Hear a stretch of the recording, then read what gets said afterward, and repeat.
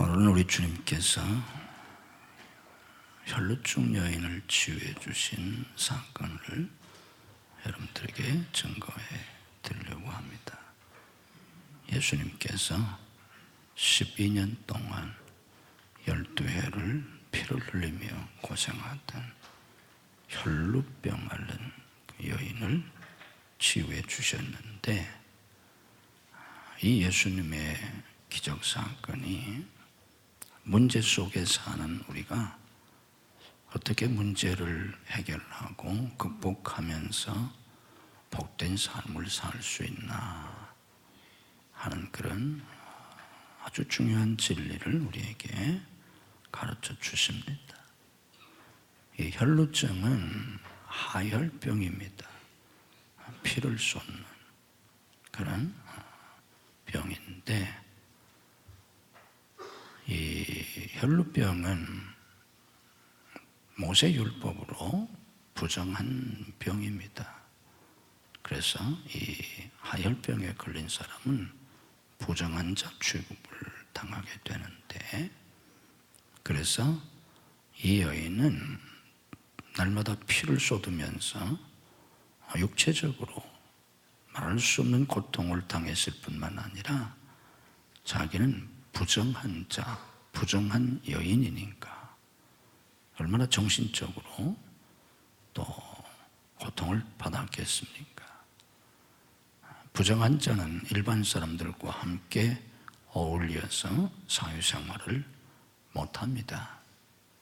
예배생활도 못하게 되고, 그러니까 육체적으로, 정신적으로, 영적으로, 사회적으로 아주 힘든, 정말 살아있지만 사는 게 아닌 그런 불행한 여인이었습니다. 아마 12년 동안 피를 흘렸다고 하니까 사람이 며칠만 피를 쏟아도 사람이 죽을 지경인데, 무려 12년 동안 하혈을 하면서 살았으니까 피골이 상접한, 거의 반송장다시피 한 그런 사람이 아니었겠습니까?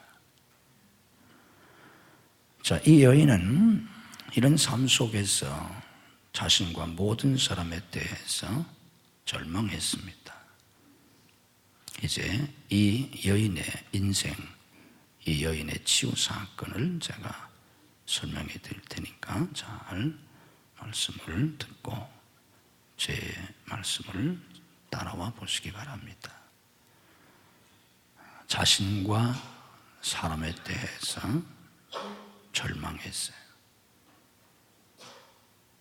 지금 내가 심각한 문제를 가지고 있는데 내가 내 문제를 해결할 수가 없지 않습니까?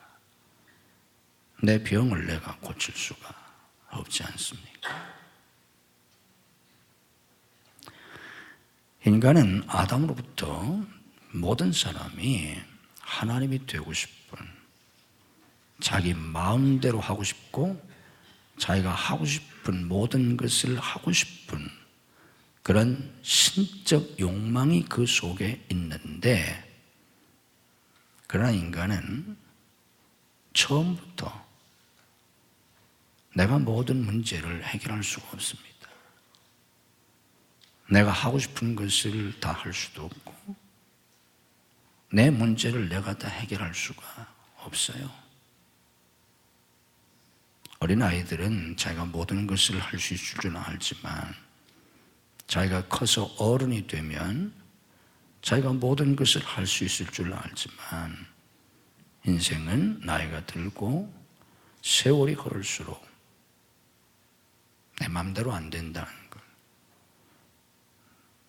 내 힘으로 할 수 없는 일들이 너무나 많다고 하는 걸, 또 당장 내가 해결해야 될 문제가 있는데 내 힘으로 도저히 해결할 수 없다는 것을 절감하게 됩니다. 결국 그래서 인간은 자기 자신에 대해서 절망하는 겁니다. 자기 자신에 대한 절망. 이미 인생을 살아오시면서 나이가 드신 분들은 이미 그런 단계를 넘어섰겠지만 아직 어리거나 젊어서 또 인생에 심각한 혹은 극심한 어떤 고난과 위기를 경험한 적이 없어서 이런 경험이 없는 사람은 앞으로 살아가면서 언젠가 반드시 그날이 오게 됩니다. 그래서 모든 인간은 결국은 자기 자신에 대해서 절망하게 됩니다. 이 여인은 자기 자신에 대해서 절망했을 뿐만 아니라 다른 사람들에 대해서도 절망했습니다. 그렇습니다. 인생은 먼저 자기 자신에 대해서 절망하고 그 다음에는 가장 가까운 주변 사람 그리고 모든 인간에 대해서 절망하는 과정입니다. 이 똑같은 얘기가 다른 복음서에도 기록이 되어 있는데 마가복음에 있는 기록을 보면 마가복음 5장 26절에서 이렇게 말씀합니다. 많은 의사에게 많은 괴로움을 받았고 가진 것도 다 허비하였을 때 아무 효험이 없고 도리어 더 중하여졌던 차에 그랬습니다. 많은 의사에게 가서 유명하다는 사람, 용하다는 사람 많은 의사에게 가서 치료를 받아보았지만 아무 효험이 없었습니다. 가진 재산만 다 허비하고 아무 효험도 보지 못하고 병은 더 중하여졌더라. 결국 사람들에 대해서 절망한 겁니다. 인생이 힘든 건 내가 내 문제를 스스로 해결할 수가 없고 내가 내 문제를 해결할 수 없으면 내 부모가 다 해결해 줄 수 있다면 모든 자식에게 염려가 없을 텐데 부모님이 정말 나를 사랑하시는 건 맞지만 그러나 부모님이 내 문제를 다 해결해 주지 못합니다. 또 반대로 부모가 가진 문제를 자식이 해결해 주지 못합니다. 아내가 가지고 있는 문제를 남편이 다 해결해 주지 못합니다. 아무리 좋고 아무리 나를 사랑하고 유능한 남편이라고 할지라도 아내의 문제를 남편이 다 해결해 주지 못합니다. 아내가 남편의 문제를 다 해결해 주지 못합니다. 의사도 모든 병을 고치지 못합니다. 이 세상에는 모든 병을 고칠 수 있는 의사는 전 세계 어디에도 없습니다. 결국 우리는 살아가면서 가장 가까운 내 가족, 내 주변 사람들로부터 그리고 모든 사람에게까지 점점 실망하고 결국은 인간에 대해서 절망하는 겁니다. 그게 인생의 여정입니다. 이미 여러분들이 그런 과정을 겪으면서 마음의 갈등과 상처와 그리고 아픔을 당하셨다면 그것은 여러분 자신에게만 해당되었던 문제는 아니고 세상 모든 사람들이 똑같이 가는 과정일 뿐입니다. 인생을 살아가면서 어떤 인간도 자기 자신에 대해서 절망하지 않는 인간이 없고 절망하지 않을 수 없어요. 또 사람들에 대해서 실망하고 실망을 넘어서 절망하지 않을 수 없습니다. 그게 인생이에요. 그러니 결국 이 여인은 어떤 마음을 가지고 살았겠습니까? 이 여인이 혈루병으로 고생한 지가 12해라 그랬습니다. 12년. 왜 하필이면 12회를 혈루증을 든 여인을 주님이 고쳐주셨을까요? 왜 하필이면 12일까요? 왜 12년? 10년일 수도 있고 더 오래 20년일 수도 있고 13년일 수도 있는데 왜 이 여인이 12회를 혈루증으로 고생했다고 성경이 말씀해 주겠습니까? 그 이유가 뭐겠습니까? 12이라고 하는 이 숫자는 성경에서 충만수를 가리키는데 완전수, 충만수예요. 성경에서. 그래서 12회를 혈루증으로 고생했다는 그 얘기는 충분한 시간, 충분한 세월을 보냈다는 거예요.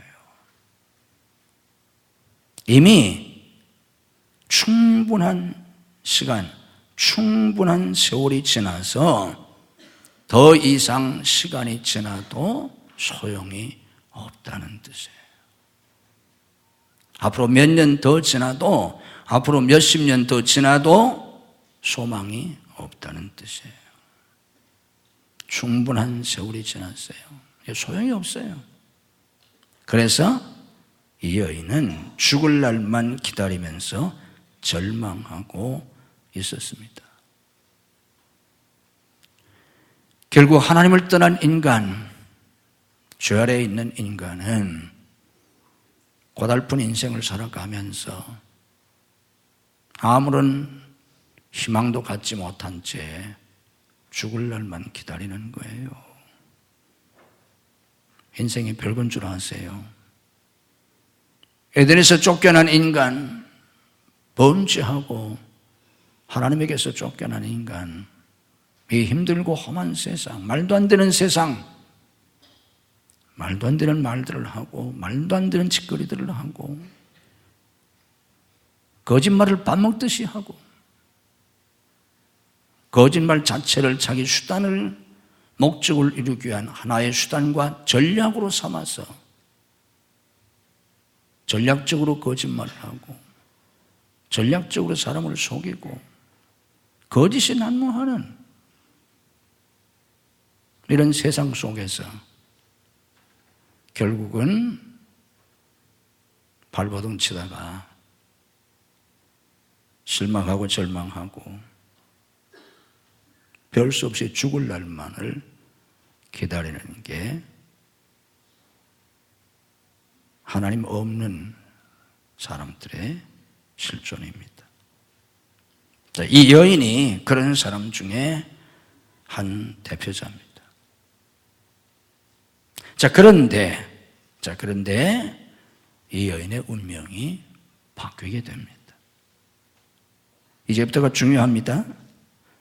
왜냐하면 이 앞에서 설명드린 건 제가 그걸 설명드린 것뿐이지 제가 설명 안 드려도 괜찮아요. 여러분 스스로 여러분이 알든 모르든 다 경험하게 돼 있어요. 그게 인생이니까 그걸 제가 여러분들에게 좀 정리해 드린 것뿐이지 그거 뭐 정리를 하든 못하든 뭐 그렇게 살 거니까 그 별로 중요하지 않아요. 자, 그런데 이제부터가 중요합니다. 이 여인의 운명이 바뀌게 됩니다. 자, 어떻게 해서 이 절망 속에 살던 죽을 날만 기다리며 살아있지만 송장처럼 살아가는 이런 여인이 어떻게 치유되었나? 첫째로 중요한 게 예수님에 대한 복음을 들었습니다. 이게 중요합니다. 똑같은 내용이 마가복음 5장에 기록되어 있는데 마가복음 5장 27절에 이렇게 말씀합니다. 예수의 소문을 듣고 이 사람이 12회를 혈루증으로 피를 흘리며 고생하고 있었으니까 뭐 바깥 출입을 했겠습니까? 뭐 돌아다녔겠습니까? 집안에서 그냥 누워서 반송장처럼 그렇게 날마다 하혈하면서 하혈한다는 얘기 들어보셨잖아요. 여인들이 피를 흘리면서 이렇게 살아가는데 이제 가족들이 사람들의 얘기를 듣고 혹은 예수님을 만나보고 전해줬겠지요. 그래서 예수님의 말씀, 예수님에 대한 소문을 들었습니다. 자, 한번 따라서 보십시다. 굉장히 중요해요. 예수님의 소문을 듣고 죽을 수밖에 없는, 죽는 날만 기다리던 이 여인이 예수님의 소문을 들었어요. 우리가 신학적으로 말한다면 복음을 들었어요. 예수님의 복음, 굿뉴스, 정말 굿뉴스. 이 세상 어떤 뉴스도 이 여인에게는 귀에 하나도 안 들어와요. 세상의 어떤 소리도, 어떤 소식도 이 여인하고는 아무 상관이 없어요. 그 어떤 얘기도, 어떤 소식도, 또 어떤 세상의 지식도, 기술도 나를 살릴 수가 없어요. 내 귀에 하나도 안 들어와요. 나와 아무 상관이 없어요. 내 문제를 해결할 수가 없어요. 세상에는 뉴스가 난무합니다. 인터넷에는 온갖 지식과 정보가 바다처럼 떠돌아다닙니다. 실시간으로 우리는 정규 방송만이 아니라 온갖 뉴스를 들을 수 있어요. 서점에 가면 책들이 수를 헤아릴 수 없도록 가득 차 있습니다. 그런데 그 어떤 소식도, 어떤 지식도 사실 내게는 아무 소용이 없어요. 나를 살리지 못해요. 누가 와서 무슨 얘기를 해줘야 지금 매일같이 피를 흘리면서 고통스러운 삶을 살고 있었던 이 여인에게는 오히려 나를 더 피곤하게 하는, 귀찮게 하는 소리에 불과해요. 나를 살리지 못하니까. 내가 죽어가는데 나를 살릴 수 있는, 나를 살려줄 수 있는 그 소식, 그 뉴스, 그 복음이 아니면 이 여인에게는 오히려 나를 더 피곤하게 만들고 나를 더 시끄럽게 만드는 것에 불과해요. 소용이 없어요. 그런데 어느 날 이 여인이 예수의 소문을 듣고 예수님의 소문을 들었습니다. 복음을 들었습니다. 길이요 진리요 생명이 되시는, 천년이 1000번 지나도 결코 스스로 구원할 수 없고 그 누구도 구원해 줄 수 없는 절대 죽음, 절대 절망, 절대 불가능 속에서 살아가던 인간들을 구원하시려고 하나님이 친히 인간의 몸을 입고 이 세상에 오신 메시아, 하나님의 아들이시면서 인간이 되셔서 인간을 구원하시려고 오신 유일하신 메시아 그리스도, 그 예수님, 그 예수님에 대한 소문을, 복음을 이 여인이 들었습니다. 이 복음을 들어야 합니다.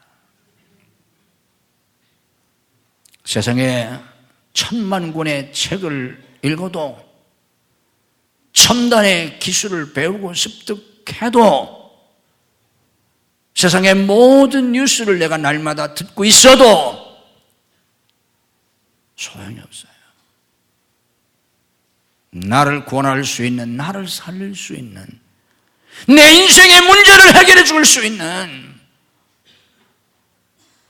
지금 심각한 고난과 절체절명의 위기 속에 내가 있는데 내가 지금 사느냐 죽느냐, 내 가정이 지금 깨지느냐? 행복하게 살 수 있냐? 좀 심각한 인생의 문제 속에 있을 때 나를 살릴 수 있는 이런 문제 속에서 내 문제를 해결해 줄 수 있는 복음은 예수님 복음 하나밖에 없습니다. 예수님 복음밖에 없어요. 그 외에는 복음이 없습니다. 복음이라고 주장하는 철학이 있습니다. 사상이 있습니다. 이념이 있습니다. 주의가 있습니다. 온갖 사상과 온갖 주의와 온갖 철학이 난무하고 심지어는 온갖 종교가 팔을 치지만 가짜예요. 거짓이에요. 사이비예요. 이단이에요. 유사복음이에요. 바울사도가 갈파하는 것처럼 복음은 없나니, 다른 복음은 없나니 예수 그리스도 복음 외에 다른 복음은 없습니다. 예수님만이 유일한 길이요 진리요 생명이요 구원자십니다. 이 불쌍한 여인, 죽음만을 기다리는 반송장과 같은 인생을 살아가던 이 여인이 치유되고 새로운 인생을 살 수 있었던 것은 예수의 소문을 듣고, 예수님의 소문을 들었기 때문입니다. 복음을 들었기 때문입니다. 그런데 이 여인은 예수님에 대한 소문을 들은 것으로 끝나지 않았습니다. 복음을 듣는다고 해서 내 운명이 바뀌는 거 아닙니다. 교회 나온다고 해서 구원받는 거 아닙니다. 주일마다 나와서 목사의 설교를 듣는다고 내 운명이 바뀌지 않아요. 이 여인은 예수님에 대한 소문을 듣고 예수님에 대한 믿음을 가졌습니다. 그분에 대한 말씀을 듣고 그분을 믿었습니다.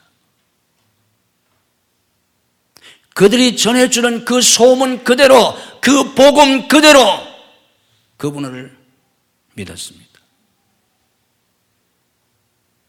누가 와서 나사렛에서 선지자가 출연했는데 그분이 바로 우리가 기다렸던 메시아다. 그분이 문둥병자를 고쳤다. 그분이 눈먼 맹인을 눈뜨게 했다. 귀머거리 듣게 해주었다. 안진뱅이를 일으켰다. 심지어는 죽은 자도 살렸다더라. 그런 소리를 들었을 때 귀찮아, 피곤해, 나 힘들어 죽을 지경이야, 시끄러워, 헛소리 하지 마, 다 헛소리야, 다 사기꾼들이야. 그렇게 귀담아 듣지 않았다면, 받아들이지 않았다면 이 여인은 그렇게 피 흘리다가 얼마 못 가서 죽었을 것입니다. 그런데 이 여인은 예수님에 대한 소문을 듣고 그 복음을 듣고 받아들였습니다. 믿었습니다. 로마서 10장 17절에서 말씀하는 것처럼 믿음이 어디서 나옵니까? 들음에서 나온다고 하지 않았습니까? 복음을 들었을 때, 말씀을 들었을 때 그걸 내가 믿음으로 받아들이면 그 복음이 내게 복이 됩니다. 복음을 믿음으로 받아들이면 그 복음이 내게 복이 되고, 그 복음이 내게 복이 될 때 내가 복된 인생, 복된 운명을 살게 되고, 복음을 들었는데 그 복음을 받아들이지 않으면 그 복음은 진짜 복음인데, 그러나 그 복음은 내게 아무런 의미도 가치도 열매도 없습니다. 그냥 또 하나의 소리에 불과합니다. 그런데 성경을 100번 읽어도 그걸 받아들이지 않으면 성경 말씀은 진리요 생명이요 복음이지만 그게 여러분에게 생명을 주지 못합니다. 복을 주지 못합니다.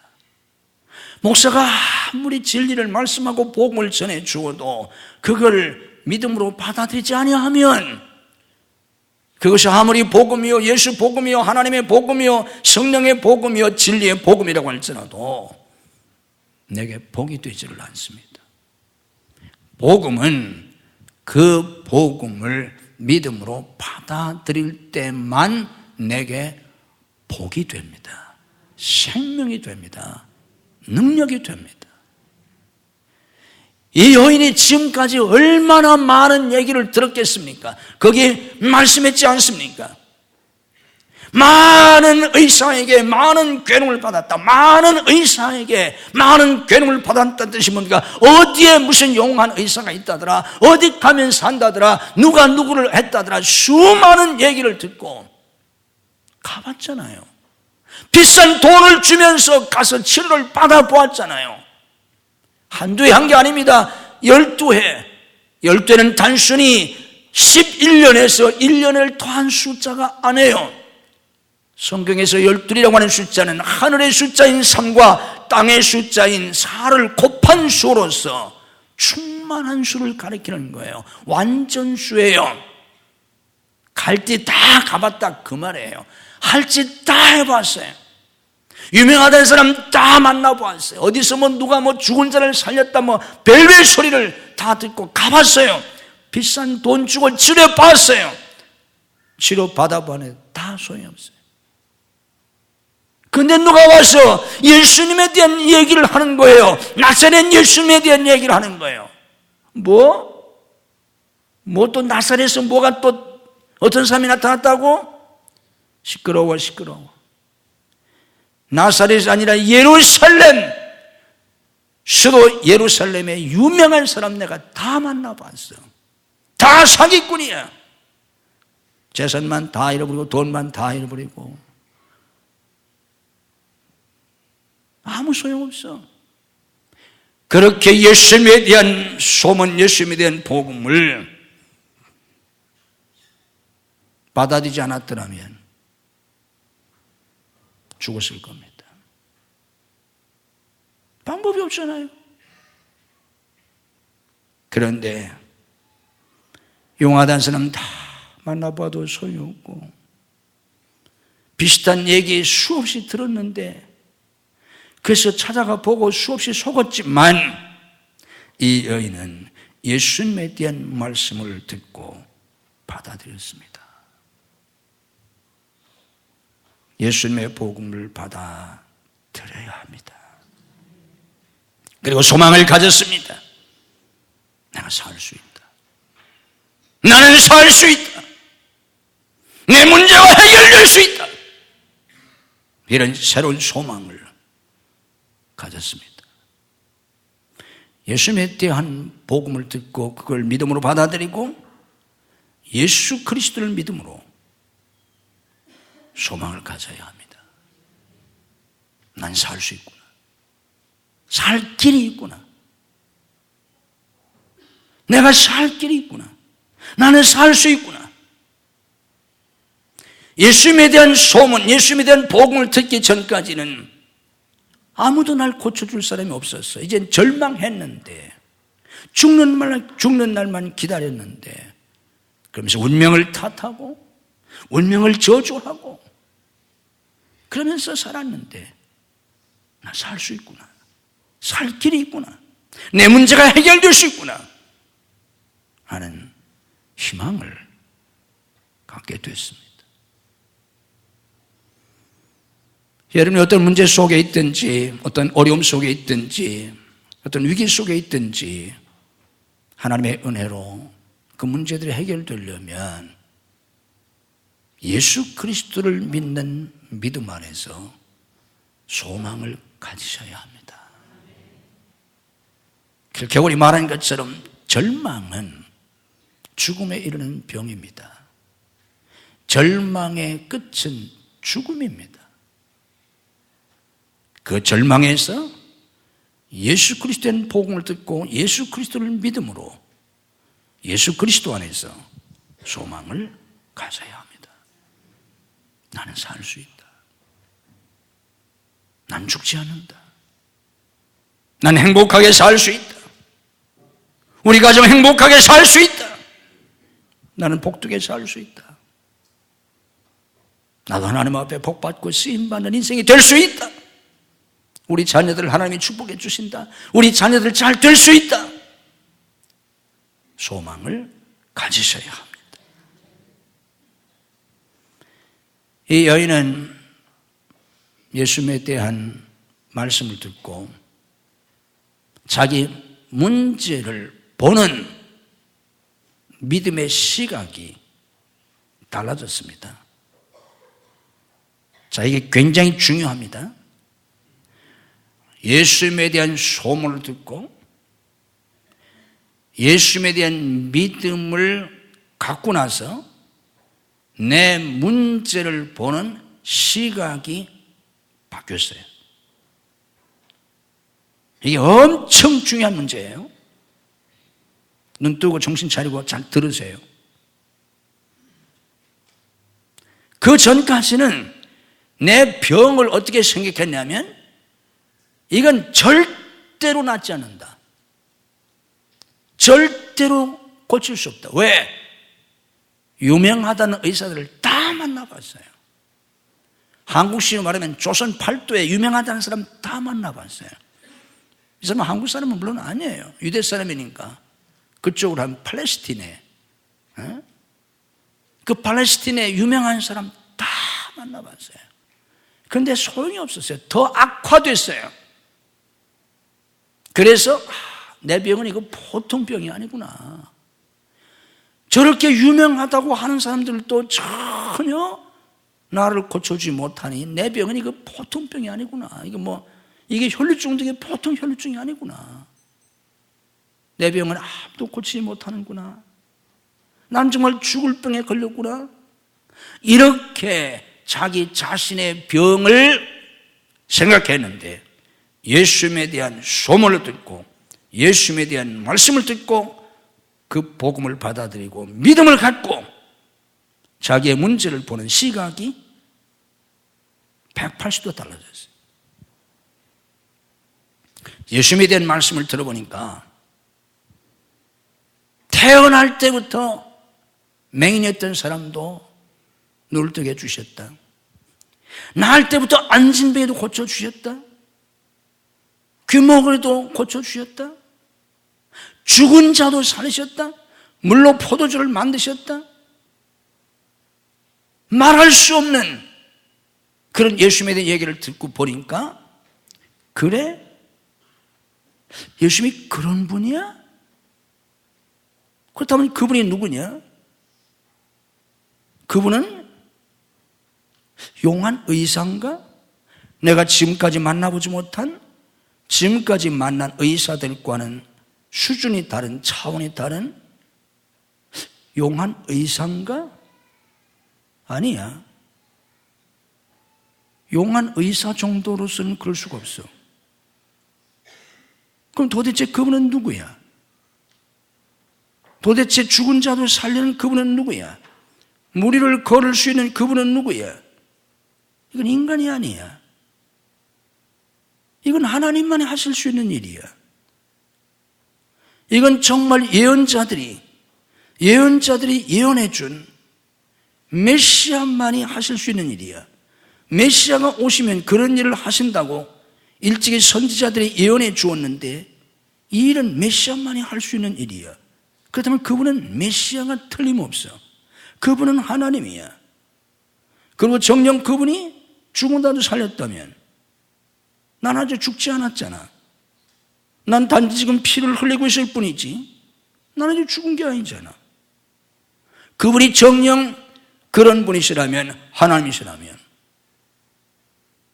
지금까지는 내 병은 아무도 고칠 수 없다고 생각했는데 그래? 그러면 나는 내가 가지고 있는 이 질병, 내가 가지고 있는 이건 예수님 옷가만 만져도 낫겠네. 정말 그분이 그런 분이시라면 내가 가지고 있는 이 문제, 어제까지만 해도 이건 아무도 고칠 수 없는, 절대로 해결될 수 없는 문제라고 생각했는데 이런 정도는 이거 그분한테는 문제도 아니구나. 이건 내가 그분 옷가에 손만 대도 낫겠구나. 이렇게 자기의 문제를 보는 시각이 변했습니다. 내 문제가 태산같이 보이면 절대로 이 문제를 해결할 수가 없어요. 가나안 땅을 정탐하고 왔던 10명의 두령들이, 대표들이 가나안을 정탐하고 와서 그 원주민들을 보고 그들은 거인들이고 우리는 메뚜기 같다고 그랬잖아요. 메뚜기가 어떻게 거인하고 싸우겠어요? 그냥 한 번 밟히면 애들 말로 그냥 그것도 못 추리고 죽는 거지. 메뚜기 거인 발에 메뚜기가 밟히면 어떻게 되겠어요? 도저히 이길 수가 없어요. 그래서 절망 속에 대성통곡했어요. 그러나 여호수아와 갈렙은 보는 시각이 달랐어요. 똑같은 거인들을 보고 와서 그들은 우리의 밥이라고 그랬어요. 내 문제는 도저히 해결할 수 없어. 너무 심각해. 너무 커. 내 병은 너무 심각해. 병원에서도 이제 가망이 없다고 그랬어. 죽을 수밖에 없어. 그럼 죽는 거예요. 우리 부부는 지금 너무 심각해.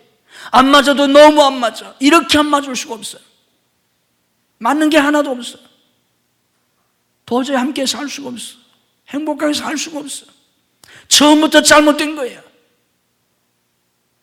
그렇게 생각하면 절대로 가정생활 못합니다.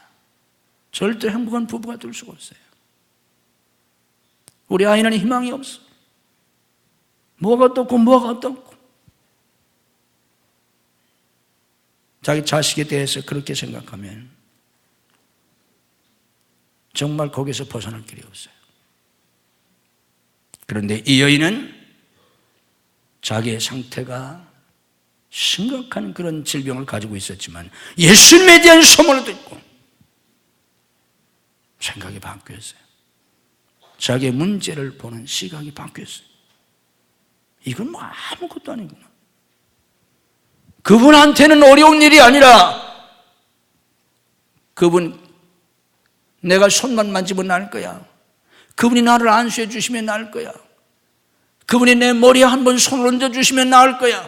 이런 게 아니라 내가 그분 겉옷가에 손가락 하나만 대도 낫겠구나. 생각이 달라졌어요.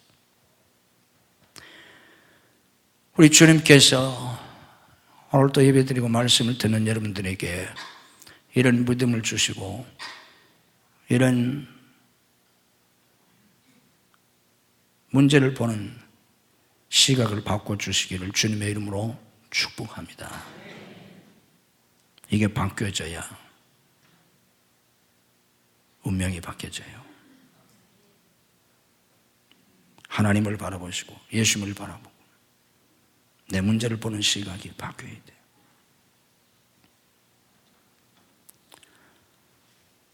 자, 그 다음이 중요합니다. 이 여인의 이야기는 여기서 끝나지 않습니다. 여기서 스탑됐다면 아무 열매가 없어요. 얼마나 좋은 믿음을 가지고 있습니까? 그러나 여기서 이 여인의 이야기가 끝난다면 열매가 없어요. 중요한 게 남아있어요. 이 여인은 그 믿음을 실행에 옮겼습니다. 이게 중요합니다. 왜 오늘 많은 교인들이 교회 다니면서 소고의 믿음이 있는 것 같은데 왜 열매가 없나? 아무리 믿어도요, 그 믿음을 실행에 옮기지 않으면 열매가 없어요. 우리가 주목해야 할 건 이 여인이 이런 위대한 믿음을 가졌어요. 이 믿음을 갖자마자 치유된 게 아니에요. 이 믿음을 가졌어요. 소망을 가졌어요. 그랬더니 속에서 점점 치유와 회복의 역사가 일어난 게 아니에요. 예수님 옷가에 손만 대도 낫겠구나, 나는 살 수 있다, 나도 이제 살 길이 열렸구나, 예수님을 만나면 된다, 그런 믿음과 소망이 생기고 문제를 바라보는 시각이 달라지니까 놀랍게도 속에서 치유의 역사가 일어나기 시작한 거 아니에요. 많은 사람이 그렇게 착각해요. 그런데 보니까 안 돼요. 그러니까 신앙의 갈등을 갖는 거예요. 내가 잘못 믿었나? 내가 들은 하나님의 말씀이 잘못인가? 헛들었나? 갈등을 하고 회의에 빠집니다. 이 여인은 그런 믿음을 갖자마자 치유의 역사가 일어나기 시작한 게 아니에요. 이런 믿음을 갖고 소망을 갖고 자기의 문제를 보는 새로운 시각을 가졌지만 변화는 하나도 없었어요. 차도는 전혀 없었어요. 이 여인은 그 믿음을 실행에 옮깁니다. 날마다 피를 흘리면서 12를 살았으니 오죽했겠습니까? 반송장이에요. 그러나 겨우겨우 힘을 내서 자리에서 일어나서 아름답게 화장은 안 했겠지만 그래도 물로 얼굴에다 씻고 헝클어진 머리를 요즘식으로 뭐 파마는 하지 않았겠지만 그래도 대충이라도 헝클어진 머리를 빗고 그리고 대충이라도 남부르바지 옷을 챙겨 입고 후들후들 떨리는 다리를 이끌고 예수님이 계시다는 곳으로 갔지 않습니까? 가다가 다리가 떨리고 숨이 차고 힘이 없어서 가다가 주저앉아서 또 한참 기운을 차리고 또 그렇게 하기를 몇 번이나 했는지 모르지만 그렇게 힘겹게 예수님 계신 곳으로 가지 않았겠습니까? 그런 과정 속에 정말 그렇게 힘겹게 가는 과정 속에 치유의 역사가 일어났을까요? 처음엔 그런 어려운 모습으로 힘든 모습으로 나서서 가다 보니까 점점 다리에 힘이 오르고 그리고 숨이 더 편안해지고 어디선가 기운이 솟아나고 그래서 점점 힘이 나서 갔을까요? 아닙니다. 결코 아니에요. 여러분들이 착각하시면 안 돼요. 신앙생활은 그런 게 아니에요. 이걸 깨닫지 못하면 여러분들이 더 갈등하게 돼요. 오해하게 돼요. 더 낙심하게 돼요. 절대로 그렇지 않았어요. 기운은 점점 더 빠졌어요. 숨은 더 차고 그래서 점점 더 주저앉게 되고 점점 더 걸을 수 있는 힘이 더 빠지고 별 수 있겠습니까? 어쩌면 아마 그렇게 누워있다가 오랜만에 밖에 나와서 햇빛에 눈이 부시고 머리가 어지럽고 그렇게 없는 힘까지 쥐어짜서 걷다 보니까 점점 하혈은 더 심해졌을 수도 있어요. 속에서는 여인이니까 여인이 지금 하혈을 하고 있지 않습니까? 점점 더 피가 하체로 흘러내릴 수도 있어요. 그런데 이 여인은 중단하지 아니하고 그 몸을 이끌고 결국 예수님이 계신 곳까지 갑니다. 많은 사람들이 예수님을 애워싸고 있었을 것입니다. 자기는 부정한 자예요. 자기가 부정한 피 흘리는 여인, 혈류증 병자라는 것을 알면 사람들이 그를 밀쳐낼 수도 있고 돌을 던질 수도 있어요. 그는 부정한 자였기 때문에 그럼에도 불구하고 이 여인은 목숨을 걸고, 왜? 유일한 희망이기 때문에, 내가 살 수 있는 유일한 길이기 때문에 그 모든 어려움, 고통, 비난, 죽음까지 감수하고 예수님 앞에 참아 나갈 수 없기 때문에 예수님 뒤로 예수님 옷가지에 아무도 모르게 살짝 손을 댔습니다. 그런데 어떻게 되었습니까? 그 여인이 그렇게 손을 대는 순간 즉시로 예수님에게서 능력이 나갔습니다. 예수님도 그것을 알아차리셨습니다. 그래서 예수님이 제자들에게 물으셨잖아요. 누가 내 몸에 손을 댔냐? 그때 제자들이 반문합니다. 아니, 예수님께 지금 손댄 사람이 하나 둘이겠습니까? 사람들이 에워싸고 그냥, 아니야, 누군가 지금 믿음으로 내 몸에 손을 댄 사람이 있어. 내 몸에서 지금 방금 능력이 나갔어. 이겁니다. 이 여인이 예수님 옷가에 손을 댔더니 그냥 치유된 게 아니에요. 예수님 옷가에 손을 대는 순간 예수님에게서 능력이 나갔어요. 예수님의 능력이 이 여인의 몸에 흘러 들어갔어요. 여러분, 창세기를 보면 하나님이 처음 인간을 창조하실 때 흙으로 인간을 만드셨어요. 그 흙으로 만든 흙덩이가 저절로 사람이 된 게 아니에요. 거기에 하나님께서 그 코에 생기를 불어넣으셨어요. 그래서 하나님의 생기가 그 코를 통해서 그 속에, 그 흙덩이 속에 들어갔어요. 그랬더니 생명이 되었어요. 이게 처음 인간 창조예요. 혈전을 혈전된 여인이 고침받는 게 그냥 된 게 아니에요. 믿음으로 예수님 옷가에 손을 댔더니 즉시로 예수님에게서 치유의 능력이 그 손가락을 타고 이 여인의 몸속으로 흘러 들어왔습니다. 아멘. 그래서 즉시로 치유됐어요.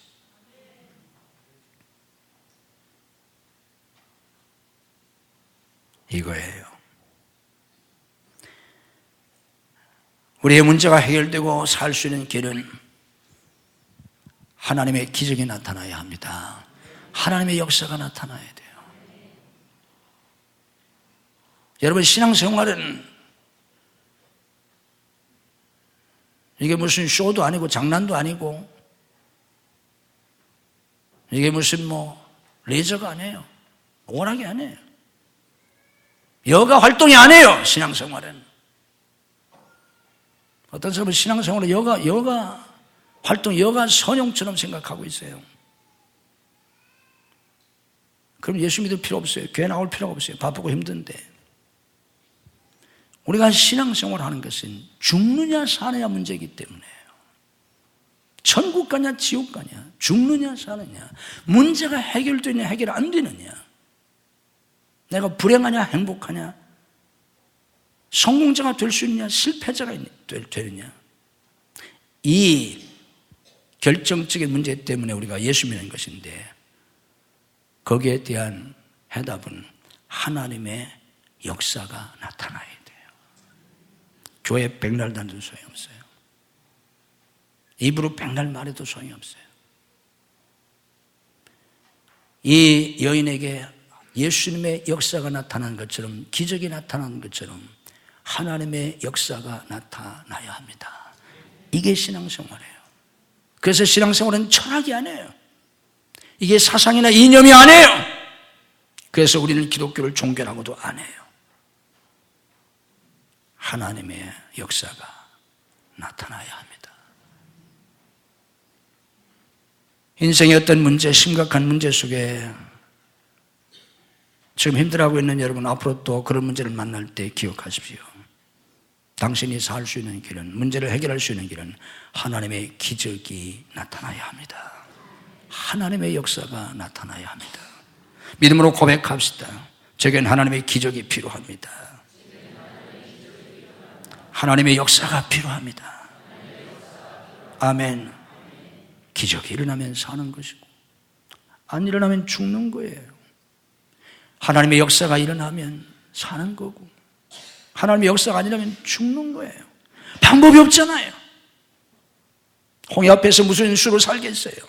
광야에서 무슨 수로 40년을 살겠어요? 사자굴 속에서 무슨 수로 살겠어요?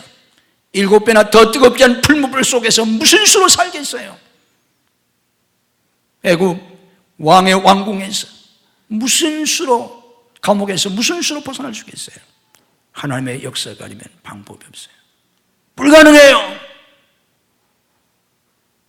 복음을 믿고 믿음으로 주님 앞에, 하나님 앞에 나와야 합니다. 방법이 없어요. 그냥 나와서 소용없어요.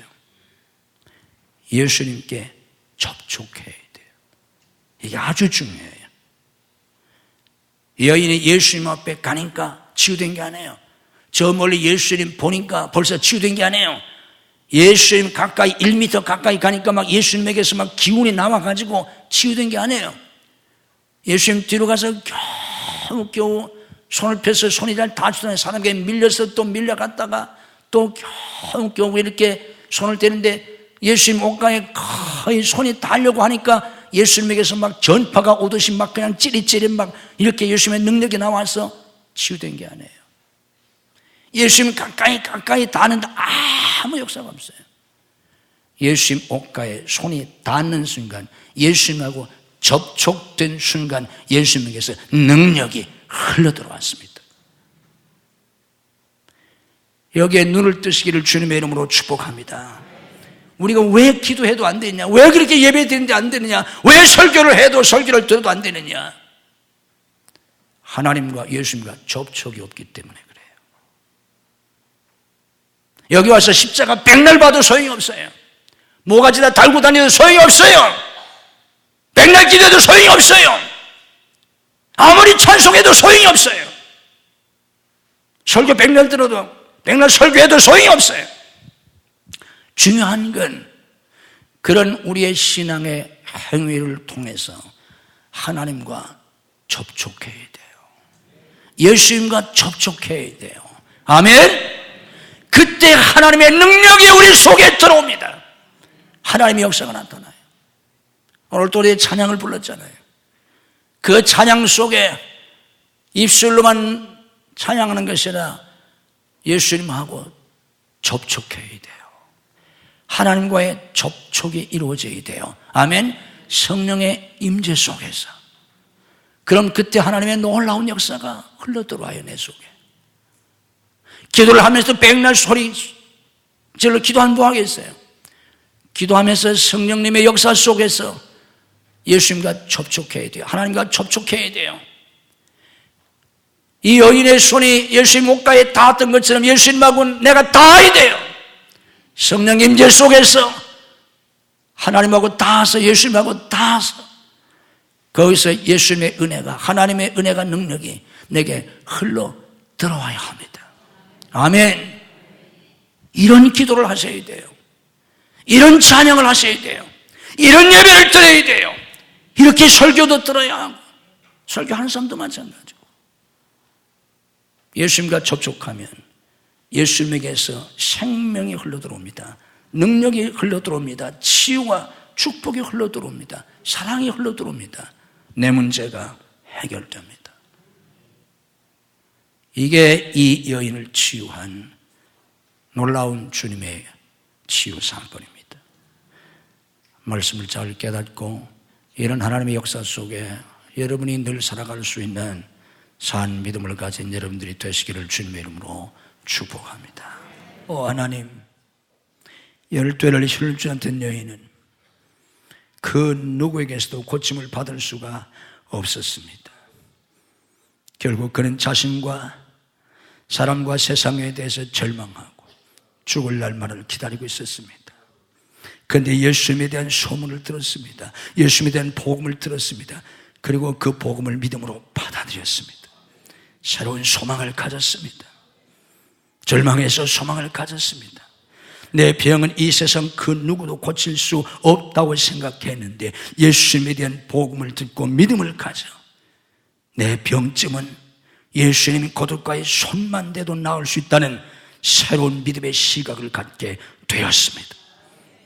그리고 그는 죽을 힘을 다해서 자리를 박차고 일어나서 예수님께 갔고 예수님께 접근해서 예수님 옷가에 손을 댔습니다. 예수님 옷가에 손을 대는 순간, 예수님과 접촉하는 순간 예수님에게서 치유의 능력이 흘러 들어갔습니다. 즉시로 고침을 받았습니다. 오 하나님, 저희들도 예수님에 대한 복음을 듣고 하나님에 대한 복음을 듣고 성령님에 대한 복음의 말씀을 듣고 믿음을 갖고 소망을 갖고 그 믿음을 실행에 옮겨서 믿음으로 하나님과 접촉할 때, 예수님과 성령님과 접촉할 때, 그래서 하나님의 능력이, 예수님의 능력이, 성령의 능력이 내 속에 흘러 들어올 때 내 병이 치유되고 내 죄가 사함받고 내가 새로운 능력을 얻게 되고 내 운명이 바뀌고 그 예수님의 능력이 내 가정에, 내 교회에, 내 직장과 사업에, 내 사역 속에 그 하나님의 능력이 흘러 들어올 때 구원의 역사, 치유의 역사, 회복의 역사, 축복과 영광의 역사가 일어남을 믿습니다. 얼마든지 주님 안에서 가능하다고 하는, 얼마든지 내 문제가 해결될 수 있고, 얼마든지 나도 복받고 살 수 있고, 얼마든지 쓰임받고 살 수 있고, 오늘도 얼마든지 기적이 일어날 수 있다는 믿음을 갖게 하시옵소서. 그 믿음으로 기도하게 하시고, 기도할 때마다 성령님 안에서 예수님과 접촉하게 하시고, 위로부터 흘러내리는 그 능력이 우리 안에 들어오게 하시고, 찬양할 때마다, 예배를 드릴 때마다, 말씀을 드릴 때마다, 설교할 때마다, 성경을 읽을 때마다 우리가 주님과 접촉하며 그 능력의 흐름 속에, 흘러들어옴 속에 복되고 승리하는 삶을 살 수 있도록 오늘 예배하는 모든 성도들을 축복해 주시옵소서. 주님께서 머리머리 안수하시고 하늘의 지혜와 총명과 명철을 주셔서 하늘의 진리, 영적 진리 말씀 속에 감춰지는 비밀의 진리를 깊이 깨달을 수 있게 하시옵소서. 믿음으로 가슴에 손을 얹습니다. 우리 속에는 모든 죄와 불신앙, 염려, 근심, 두려움, 슬픔, 탄식, 절망, 교만과 열등감, 상처들, 분노와 미움과 시기, 질투, 온갖 죄악된 것들을 성령의 불로 불살하시고 주님의 보혈로 씻어 주시옵소서. 오늘도 성령으로 채워 주시옵소서. 믿음으로 아픈 몸에 손을 얹습니다. 이 시간도 믿음으로 손을 얹을 때 주님의 치유의 능력이 들어가게 하시옵소서. 내가 나사렛 예수 그리스도 이름으로 명하노니 우리를 괴롭히는 모든 병만은 다 물러갈지어다. 예수님의 이름으로 치유될지어다. 예수님의 이름으로 건강이 회복될지어다. 예수님의 이름으로 샘을 얻을지어다. 역사에 주시옵소서. 가정 속히 인가우도시켜 주시옵소서. 가정을 파괴하려고 하는 모든 사탄의 세력을 주님이 결박하시고 물리쳐 주옵소서. 내가 나사렛 예수 그리스도 이름으로 명하노니 우리가 우리 자녀들의 가정을 파괴하려고 하는 모든 사탄의 세력은 성령의 결박을 받고 다 물러갈지어다. 우리 자녀들을 축복해 주옵소서. 책임지시고 양육하시고 축복하시고 써 주시옵소서. 앞길을 열어 주시옵소서. 공부하는 학생들에게 학업의 문을 열어 주시옵소서. 취업의 문을 여시고 사업의 문을 열어 주시옵소서. 결혼의 문을 여시고 태의 문을 열어 주시옵소서. 사역의 문을 열어 주시옵소서. 예수님의 이름으로 열릴지어다. 성도의 직장과 사업을 붙잡아 주옵소서. 축복해 주시옵소서. 주님의 이름으로 형통하게 하시옵소서. 시대와 환경을 초월해서 형통하게 하시옵소서. 형통하고 창대케 되어 주와 복음을 해서 세계 선교에 쓰임받게 해 주시옵소서. 아버지 앞에 예물을 드립니다. 주님께서 기뻐 받으시고 하늘과 땅의 풍성한 복으로 영육간의 강건함으로 삶의 형통함으로 사역의 풍성한 열매로 자손 만대의 복을 받는 믿음의 명문가를 이루도록 은혜와 복을 부어 주시옵소서.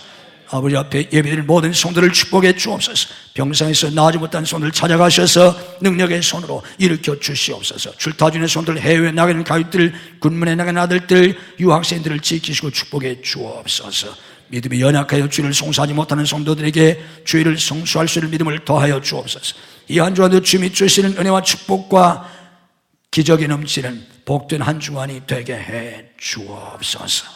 예수님 이름으로 축복 기도하옵나이다. 아멘.